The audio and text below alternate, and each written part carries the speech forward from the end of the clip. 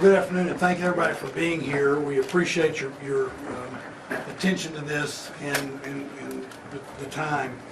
I want to start off by saying just a couple things. One is I want to again say how proud we are, and I am, of our police, fire, and EMS.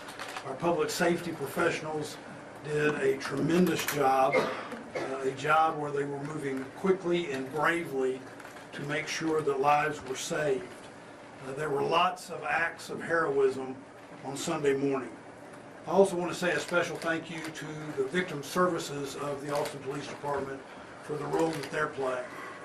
They are doing their typical outstanding job.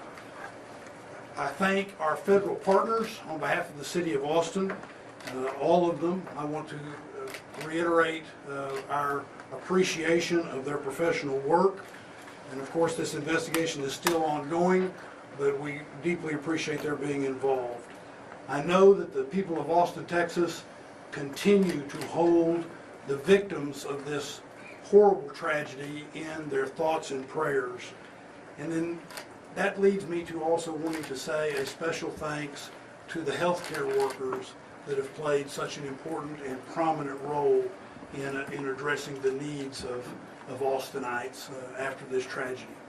I'll have a few more things to say, but I want to bring up our Chief of Police, who, again, I deeply appreciate the work that she has done and the way she has handled this matter. And so, Chief Davis. Thank you, Mayor.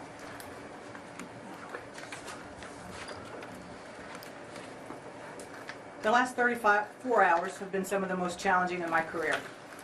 This has been difficult for our community, devastating to the impacted families, and challenging to our APD family. I want to thank our federal partners, Special Agent in Charge, and the evidence response team with the FBI. APD could not do this alone. We are still in the early hours of this investigation. This is a complicated and large crime scene. Our priority is finding answers and the motives behind this crime. I want to thank everyone that has supported our communities and this response. Families will need this in the days ahead. I also want to thank victim services that have come, in addition to APD's victim services, that includes FBI, the Travis County District Attorney, and multiple calls of people wanting to help. I cannot imagine the grief, pain, and loss these families are feeling today, and my heart is with them. Savitha, Sean, and Ryder Harrington. To the impacted families that are still waiting for answers, we are here for you. A family resource center is being stood up. As we know, numerous people have been affected by this, and we're daily, hourly, getting calls of people that have been victimized by this. The department will be releasing information soon on what that looks like. When I arrived on this scene, again, it was complex and very large. The work being done by the Austin Fire Department, the Travis County Emergency Medical Service, and APD was quite impressive. Once the initial scene was secured, we reached out to our federal partners to assist in this resource-intensive scene and to address concerns of potential terrorism.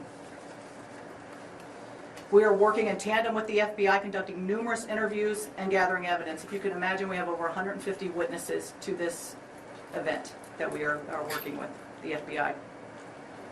And we are also investigating an officer-involved shooting. As I have committed in the past, in any officer-involved shooting, we will be releasing info as quickly as possible. Later this week, potentially Thursday, we'll be releasing body-worn camera of this event, as well as information on the suspect, including criminal history. Again, we are making, and I want you to know that we are making tremendous, significant progress in this case, but it will take time. In closing, I want to take a minute, as the mayor, echo the mayor, and talk about just the fantastic work that the Austin Police Department with the Travis County Emergency Medical Services did here. Multiple lives were saved. You know, in Texas, we are fortunate to have the Advanced Law Enforcement Rapid Response Training Center, and that's the Alert Center through Texas State University. And that training, there's no doubt that in that coordinated response with EMS saved lives this night. Mayor, I'll turn it back to you. I also want to point out that we're joined today by our city manager, T.C. Broadnax, and council member who represents the downtown area, Zoe Kadri. Before we take your questions, I want to say that we recognize that this is a very traumatic moment in our city. But when I talk about being proud of APD and fire and EMS, I want to also say how proud I am in how the people that are this city have reacted with such great compassion. We are all mourning together and grieving as a group, but we're seeing tremendous compassion and love coming out of the people of Austin. And so I urge everyone at this moment of trauma to reach out to each other and take care of each other and take care of our home. Be with each other. While this is a dark moment, our people are creating a lot of light in Austin, Texas. And what we do for each other matters. So now we're happy to, if there's a few questions, to take a few questions. We're gonna start over here. We can start over here and then we'll go here. Yeah, has this impacted any plans, security plans for South by Southwest? It is not. You know, we have a press conference, I believe, next Thursday for our spring festival season. And certainly as we look at Austin and what makes Austin so great are those events. We are a major city police department and we go in best practices. I feel confident that the resources we have in play, South by Southwest, will continue on and it will be a safe festival season. Do we know how the suspects acquired these guns and whether they were acquired legally? The guns were required legally. I believe in 2017 out of San Antonio they were purchased. Can you tell us more about the victims? I think you said Savitha, Sean, and Ryder Harrison. Ryder Harrington. Harrison. Yes. Okay. Can you tell us more? Are they UT students? I think Ryder is a Texas Tech student. I don't know as far as what school they went to. That's certainly something that we can look into. But they were young. I believe Ryder was maybe 22 and Savitha 24 or 20 respectively. Are you able to share any details about the warrants that were executed yesterday in Del Valle and in Pflugerville? So anytime that you're doing an investigation like this, it's going to lead to search warrants. And so those warrants were based off information of where this person lived, addresses where he congregated, and evidence was taken from that. There's a video circulating on social media of an autonomous vehicle blocking emergency services near the scene on Sunday. Can you guys talk about the situation, what you encountered, and how you as you were accessing the scene and transporting victims? Yeah, I think that's something, I don't know if, Rob, if you wanted to address it? So, Rob Lukeritz, Chief of Austin Travis County EMS. EMS, as well as our fellow public safety partners, work very closely with the autonomous vehicle vendors that operate here in the city of Austin. We had more than 20 assets, resources that responded to this event. As was said at an earlier press conference, we were on scene within 57 seconds. And so in the grand scheme of the impact on the overall incident, we don't believe it had any impact on patient outcomes. I will say that we're already in touch with Waymo and the autonomous vehicles to give them our concerns and work with them in order to try to address this moving forward. If you guys could raise your hands, please, we'll just go here, then Jamal. And for the chief and for Agent Duran, can you explain what more you've learned about the possible motive? And I think it was reported that the suspect had a shirt underneath the sweatshirt that showed an Iranian flag. Is there a direct connection to the war in Iran with this shooting here? So I think for our purposes, as we're, looking at the totality of this, and certainly as a police chief, and we're coming in and we're getting this information, and we see those indicators, we see the second shirt with the Iran, the picture of the Shah on that T-shirt as well.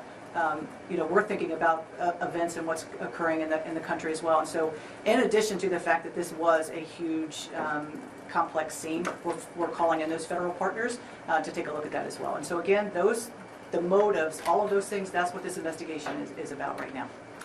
Jamal. I don't mind. Oh, sure, go ahead. Go ahead. Thank you. So I'll add on that, but first I just want to also express our regards for the victims' families, those impacted by this tragic event. It's not just those that were injured or killed, but obviously those that witnessed it are going to be forever impacted. And so just let them know we stand with you, and our thoughts are with you. With regards to the question, yes, our ultimate goal in everything we do is to determine the motive, right? We're looking for connections that he possibly had, witnesses, as the chief had mentioned. We are pouring through thousands of hours of video. We have massive amounts of both digital and physical evidence, and this is a around-the-clock, 24-hour investigation at this point, and any declarations on what led to that motive would be premature. Right? We want to make sure that we have our facts 100% correct, or as close to, or at least we've tracked down every possible lead that we can, because that's what we owe to the victims, right? That's what you guys want answers for, but more importantly, we owe that to the victims and their families to be right. So we don't want to speculate or make any guesses at this stage of the investigation as to what that motive ultimately was. We'll go Jamal. To maybe piggyback off of that, are you all looking into anyone else maybe connected with the suspect at this time that you know of, or is there anything else about the suspect you can share? Chief? Again, we will have some criminal history, some background, that type of thing on Thursday when we address the officer-involved shooting. But as far as anyone else, that's all part of what that investigation is currently. Given some of his interactions with your agency previously, some of the social media posts attributed to him, had your agency or any agency identified him as a potential concern or a threat before this? We have not at the Austin Police Department, no. No, he was not previously on our radar. Agent Duran, I had a question for you. Yesterday, you mentioned that there was this potential nexus to terrorism that was being investigated. Can you tell us what that means in regular words, and also what those, what we've learned about that? So any act of targeted violence, which is what this was, we're going to pursue all investigative lines, right? And that is certainly one of them, along with multiple other avenues of where this could go, right? It's always very difficult to determine what's in an individual's mind that leads them to commit this type of violence. And so we will continue to, like I said, pour through the evidence. Talk to witnesses, talk to friends, talk to associates that knew this person. Obviously tracking movement leading up to and on the night of the event, and also going back as far back as we can trace them. That's what the FBI does, and we're doing that in lockstep with our partners.